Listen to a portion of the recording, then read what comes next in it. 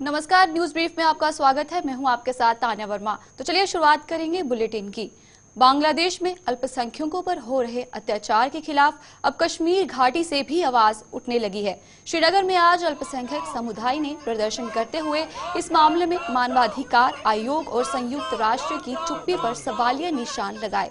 कश्मीरी पंडितों और कश्मीरी सिखों ने श्रीनगर में गुपकार रोड पर एक रोष मार्च निकाला और मानवाधिकार आयोग व संयुक्त राष्ट्र से बांग्लादेश में अल्पसंख्यकों पर हो रहे अत्याचार पर चुप्पी तोड़ने का आह्वान किया। प्रदर्शन करने वाले लोगों ने बताया कि वो इस मामले में उपराज्यपाल व राष्ट्रपति को भी ज्ञापन सौंपने जा रहे हैं।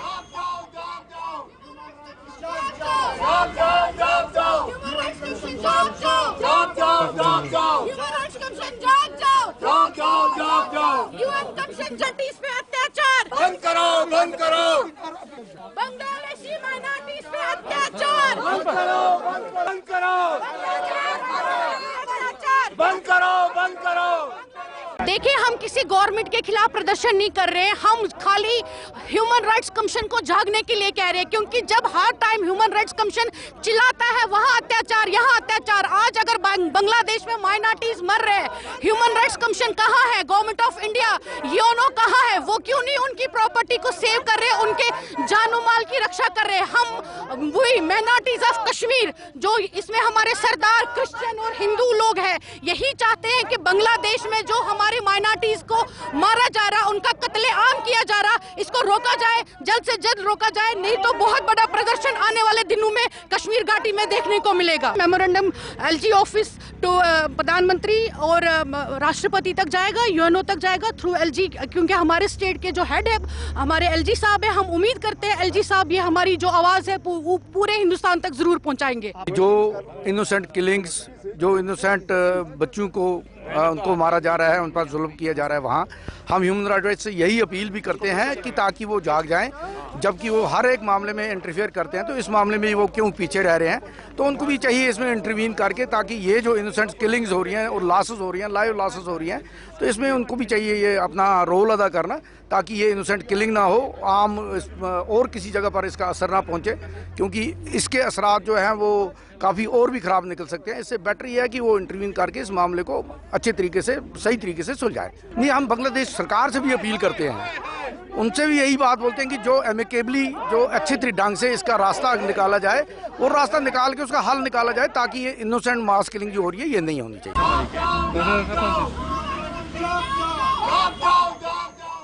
राजौरी के कंडी पुलिस स्टेशन के अधीन आने वाली बड़ाल पंचायत में एक ही परिवार के 3 सदस्यों की संदिग्ध परिस्थितियों में मौत से वहां मातम पसर गया है। जानकारी के अनुसार इस परिवार के 6 लोगों की रात का खाना खाने के बाद अचानक तबीयत बिगड़ गई थी, जिन्हें इलाज के लिए जीएमसी राजौरी पहुंचाया गया। जीएमसी में इस परिवार के मुखिया की इलाज के दौरान मौत हो गई, जबकि अन्य 5 को वहां से जीएमसी जम्मू रेफर कर दिया गया। वहीं जीएमसी जम्मू में 2 लड़कियों की मौत हो गई, जबकि 3 का इलाज जारी है और बताया जा रहा है कि इनमें से भी एक की हालत गंभीर बनी हुई है।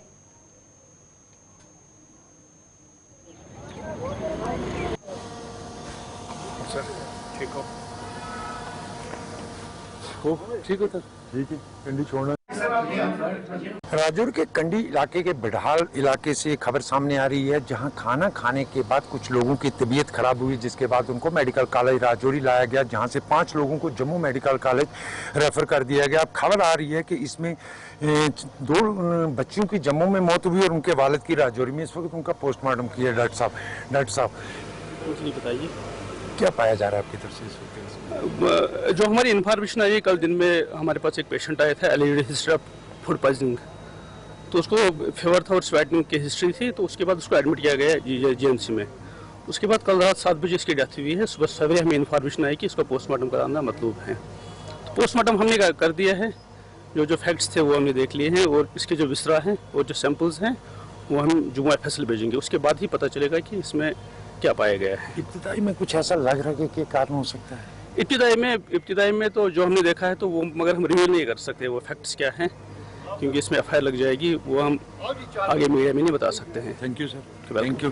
ये थे हमारे साथ डॉक्टर इब्रार जिन्होंने थोड़ी देर पहले पोस्टमार्टम किया। हालांकि ये चीज़ मैं जो आपको बता रहा हूँ कि राजौरी के कंडी इलाके के बढ़ाल में एक घर से 6 लोगों को इमरजेंसी लाया गया राजौरी, जहाँ से ये पता चला कि उनकी हालत मजीद ख़राब होने के बाद उनमें से 5 लोगों को जम्मू मेडिकल कॉलेज रेफर कर दिया गया। हालांकि इब्तदाई तफसील के मुताबिक घर में रात को खाना खाने के बाद इनकी तबीयत ख़राब हुई, जिसमें फजल हुसैन नामी शख्स जिसकी उम्र 40 साल है, इसकी मौत हो गई, और उसकी बेटी राबिया कौंसर, इसकी भी जम्मू मेडिकल कॉलेज में मौत हुई है, उसकी उम्र 14 साल बताई जा रही है। फाना कौंसर, इसकी उम्र 9 साल है, इसकी भी जम्मू मेडिकल कॉलेज में मौत हुई है, और इनकी वाइफ शमीम अख्तर वो इस वक्त जम्मू मेडिकल कॉलेज में ज़ेरे इलाज है। उसके बाद अगर बात करें रुखसार अहमद जम्मू में है, इनकी हालत भी तशवीशनाक बताई जा रही है। उसके बाद रफ्तार अहमद, उनकी उम्र 5 साल है, उनकी हालत कदर हालत बेहतर बताई जा रही है। और इस वक्त मैं आपको दिखा रहा हूँ सीधी तस्वीरें राजौरी से, जहाँ ये खबर सामने आई थी कि राजौरी के बढ़ाल इलाके में कुछ लोगों की देर रात को हालत खराब होने के बाद उनको मेडिकल कॉलेज राजौरी लाया गया।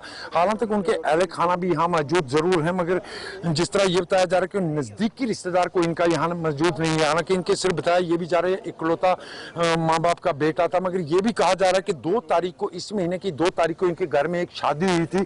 उस शादी के बाद इनके घर में आज रात को ये घर में 6 लोग जो मौजूद थे, जिनमें कल रात की बात बता रहे हैं कि खाना खाने के बाद इनकी तबीयत खराब होती है और उसके बाद यहाँ लाया जाता है। और जिनमें से अब मैं आपको दिखा रहा हूँ ये राजौरी से सीधा कि इस वक्त पोस्टमार्टम के बाद इनकी बॉडी यहाँ से निकाली जा रही है और इनको वहीं SHO कंडी की बात करें तो उनकी तरफ से मौके पर पहुंचकर वहां तमाम चीज़ें जब्त कर ली गई हैं। जब्त करने के बाद FSL की टीम और SHO कंडी की तरफ से वहां फूड की टीम को भी रवाना कर दिया गया है ताकि जांच की जाए कि आखिर क्या कारण रहे हैं। हालांकि पोस्टमार्टम का जरूर कर दिया गया है और थोड़ी देर बाद डॉक्टर साहब के जो हमने बात की उनका भी यही कहना था कि रिपोर्ट जब आएगी तो उसके बाद ही ये चीज़ साफ हो पाएगी कि मिलाकर किस तरह इनकी मौत हुई है। मगर ये ज़रूर देखने को वाली चीज़ है कि एक घर के 6 लोगों में खाना खाने के बाद तबीयत खराब होती है, जिसमें से 2 बेटियों की जम्मू में मौत और बाप की राजौरी में मौत, और 3 लोग इस वक्त जम्मू मेडिकल कॉलेज में ज़ेरे इलाज हैं। राहुल सुदन के साथ जमशेद मलिक, गुलिस्तान न्यूज़।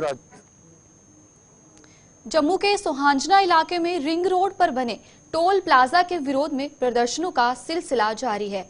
मढ़ विधानसभा के अधीन आने वाले कई गांवों के लोगों ने आज भी टोल प्लाजा पर धरना देकर इसे रिंग रोड का निर्माण पूरा होने तक बंद करने की मांग की।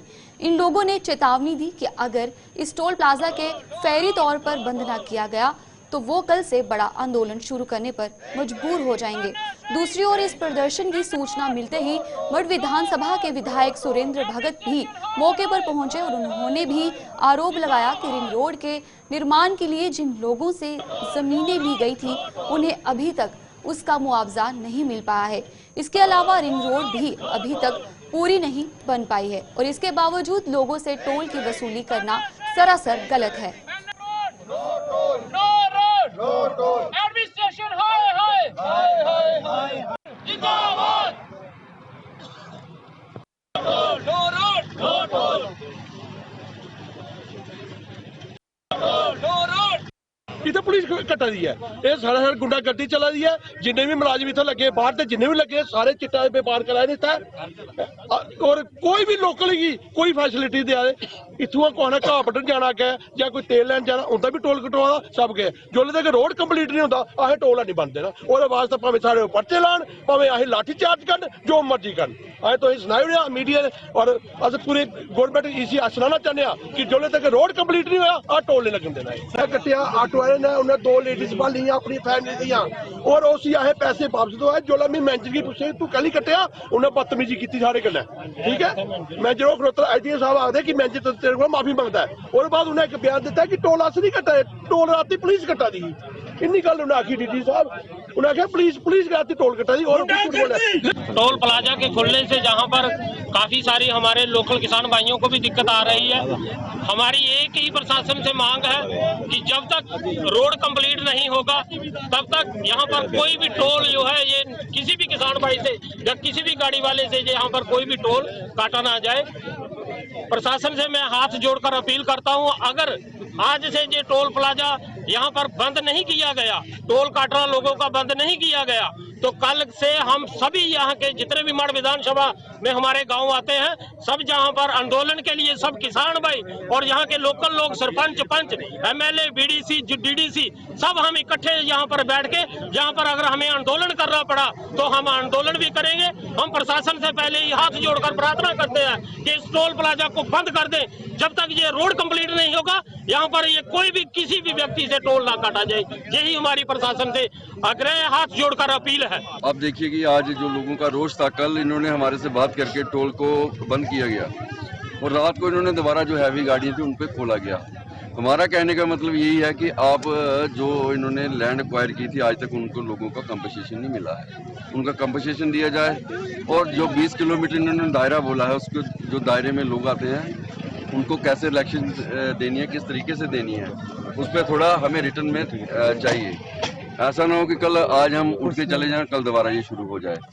तो कल भी यही इशू रहा, आज भी यही इशू रहा। ना तो कोई जो सुविधा यहाँ पे इन्होंने दी हुई है, ना तो कोई सुविधा है, कोई टॉयलेट की, बाथरूम की, कोई फर्स्ट एड की कोई सुविधा नहीं है। और रातों रात इन्होंने जो टोल लगाया गया है, लोगों में बहुत इसमें इस बात पे रोष है। और ना ही जो साइडों पे कहीं कनेक्टिविटी है, ना उसको पूरा किया गया है। उसी के संदर्भ में आज जहाँ पे दोबारा लोगों ने प्रोटेस्ट रखा और इन्होंने लोगों की यही मांग है कि हमें रिटर्न में चाहिए। हमें कब तक इसका जो भी कंपनसेशन मिलेगा, कब तक मिलेगा, और जो इसका जो क्राइटेरिया है कितने किलोमीटर का है, वो हमें रिटर्न में चाहिए। और लोगों की जो जितनी भी सुविधाएं, जब तक उसका हमें रिटर्न में नहीं दिया जाएगा, तब तक ये लोग यहाँ से उठने वाले नहीं। उधमपुर के जखैनी चौक में आज एक राहगीर को बचाने के चक्कर में वहां से गुजर रहे वाहन चालक ने नियंत्रण खो दिया और देखते ही देखते गाड़ी पलट गई। हालांकि गनीमत ये रही कि इस हादसे में ना तो राहगीर और ना ही वाहन चालक को कोई नुकसान हुआ है। ये हादसा पेश आते ही वहां अफरा तफरी मच गई और सूचना मिलने पर पुलिस भी मौके पर पहुंच गई, जिसने गाड़ी को क्रेन की मदद से हादसे का शिकार हुई गाड़ी को वहां से हटवा दिया।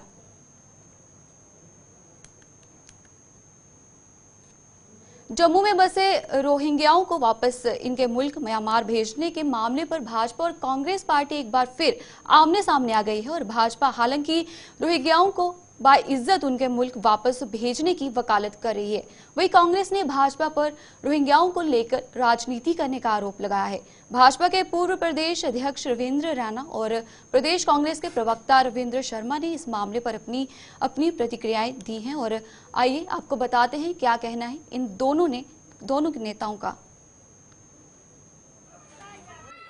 इनके डेपुटेशन या इनके वापस अपने मुल्क में जाने को लेकर किसी प्रकार की कोई सियासत नहीं होनी चाहिए। अपने मुल्क में जाएंगे, आराम से रहेंगे, इज्जत के साथ रहें। इंसानियत के दायरे में हम ये बात करते हैं, हमें किसी से कोई भेदभाव नहीं है। लेकिन उस वक्त जब कांग्रेस की सरकार ने इनको यहाँ लाया, उसके बाद जहाँ जहाँ इनकी बस्तियाँ हैं, वहाँ के पुलिस स्टेशन में देखो कितना जराइम, कितना क्राइम बढ़ा है।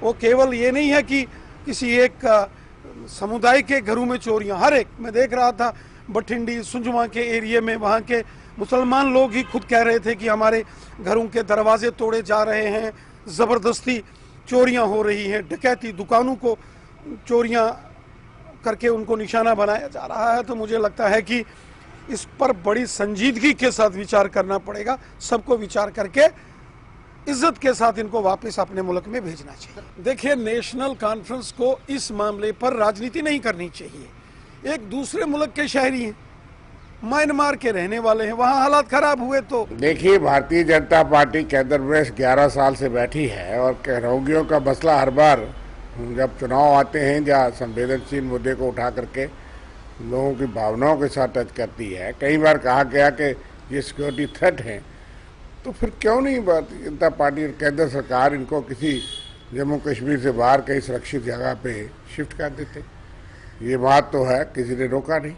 और मुझे नहीं लगता कि इस देश में किसी को बिजली पानी बंद करने का अधिकार है और कोई भी, क्योंकि ह्यूमन राइट वायलेशन भी हैं। आप किसी को भूखा प्यासा नहीं मार सकते, जहाँ तक कि सुप्रीम कोर्ट के भी इस तरह निर्देश हैं। लेकिन उससे मसले का हल तो नहीं होना है। वो तो सरकार का काम है किसका पानी दे, किसका बंद करे। लेकिन सबसे बड़ी बात है कि केंद्र में बैठी हुई भारतीय जनता पार्टी सिर्फ इस पर राजनीति क्यों करती है, क्यों नहीं ऐसे कदम, ठोस कदम उठाती कि इस मसले का हल कर दें, ताकि वो कहीं दूसरे राज्य में उनको बसाया जा सके।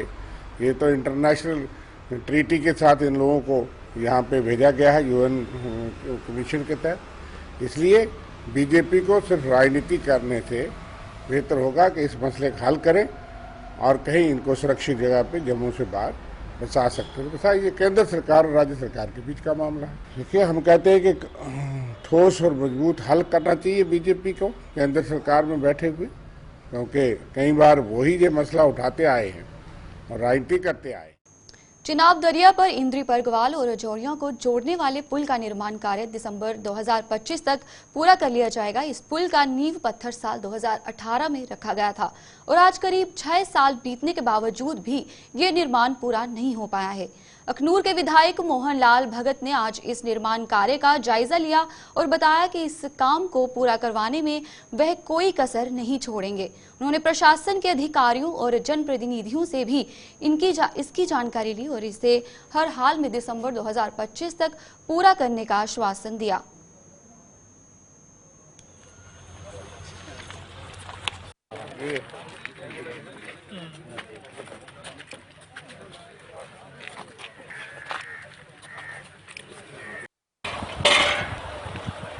जैसा मुझे बताया गया है कि दिसंबर 25 अगले साल दिसंबर तक इसका टाइमलाइन है कंप्लीट करने का, पूरा करने का। हमारी कोशिश होगी, मैंने इंजीनियर्स के साथ, मेरे साथ SDM साहब हैं, एडमिनिस्ट्रेशन के अफसर्स हैं, यहाँ के कंसर्न इंजीनियर्स हैं और जो कंपनी इसको कर रही है उसकी मैनेजमेंट भी साथ है, जहाँ के पब्लिक रिप्रेजेंटेटिव भी साथ हैं और यहाँ के जो स्थानीय निवासी भी हैं, जो बेनिफिशियरी मैं कह सकता हूँ, वो भी साथ हैं। सभी से विचार विमर्श हुआ है, डिस्कशन हुई है, पूरा जायजा लिया गया है। तो एक पॉइंट ये भी आया है कि subject to the availability of funds, जो पैसा है वो अगर अवेलेबल होगा तो 2025 दिसंबर तक ये पुल कंप्लीट होगा। मैं ज़्यादा न कहते हुए यही कहूँगा कि मेरी तरफ से भरसक प्रयास रहेगा, कोशिश रहेगी कि जिस गति से ये पुल का काम चल रहा है इसको और गति दी जाए। फंड्स की बात है, कंसर्न डिपार्टमेंट जो हमारा फाइनेंस डिपार्टमेंट है उनसे बात करके या किसी भी सीनियर की इंटरवेंशन की ज़रूरत होगी, उनकी मदद लेके, उनकी सपोर्ट लेके फंड्स मुहैया कराए जाएंगे और कोशिश यही होगी कि दिसंबर 25 तक इस पुल का काम जो है पूरा हो।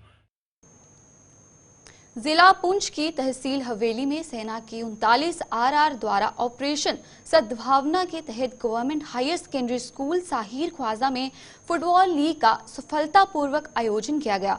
टूर्नामेंट में स्थानीय युवाओं की जोरदार भागीदारी देखी गई, जिसका उद्देश्य उन्हें नशे जैसी बुराइयों से दूर रखना था। टूर्नामेंट के पहले दिन 4 स्थानीय टीमों के बीच कड़ा मुकाबला देखने को मिला, जबकि दूसरे दिन फाइनल मुकाबला हुआ। फाइनल में लेडर FC ने बेहतरीन प्रदर्शन करते हुए हायर सेकेंडरी स्कूल लेडर ख्वाजा की टीम को हराकर टूर्नामेंट अपने नाम कर ली। समापन समारोह में सेना के 39 RR अधिकारी, स्कूल प्रिंसिपल और स्थानीय गणमान्य लोग मौजूद थे। विजेता टीम को 10,000 रुपए और उप विजेता टीम को 5,000 रुपए के नकद पुरस्कार के अलावा मेडल भी भेंट किए गए। हौसला सबको दिखाते रहे। यहाँ पे आर्मी ने 2 दिन का टूर्नामेंट ऑर्गेनाइज करवाया फुटबॉल। ये पहली बार यहाँ पे जो है आर्मी ने फुटबॉल का टूर्नामेंट ऑर्गेनाइज करवाया, जिसमें 4 टीमों ने पार्टिसिपेशन किया। वो लीग्स मैच हुए, उसके बाद जो आज 2 टीमें फाइनल में पहुंची थी, सेडी FC और हायर सेकेंडरी सेडी ख्वाजा।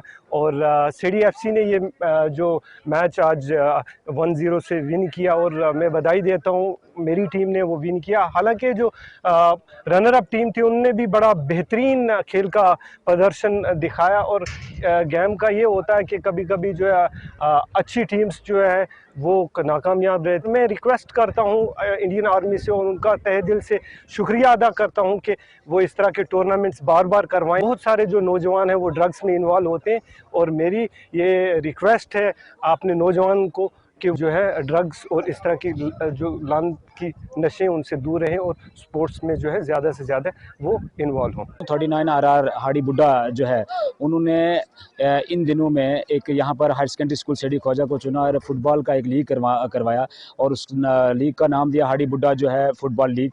और कल उसकी ओपनिंग थी और आज उसकी क्लोजिंग सेरेमनी थी। और ये दूर दराज और गाँव में जितने लोगों को यहाँ पर मौका नहीं मिलता है, खासकर नौजवानों को, उनको एक प्लेटफॉर्म देने की कोशिश की। और जितनी भी तारीफ़ की जाए इंडियन आर्मी की, खासकर 39 RR की, वो अलग अलग एरियाज़ में, खासकर दूर दराज एरियाज़ में जहाँ पर एडमिनिस्ट्रेशन लेवल पर कोई नहीं पहुँचता, वो इंडियन आर्मी जो है उसका बहुत ज़्यादा योगदान है।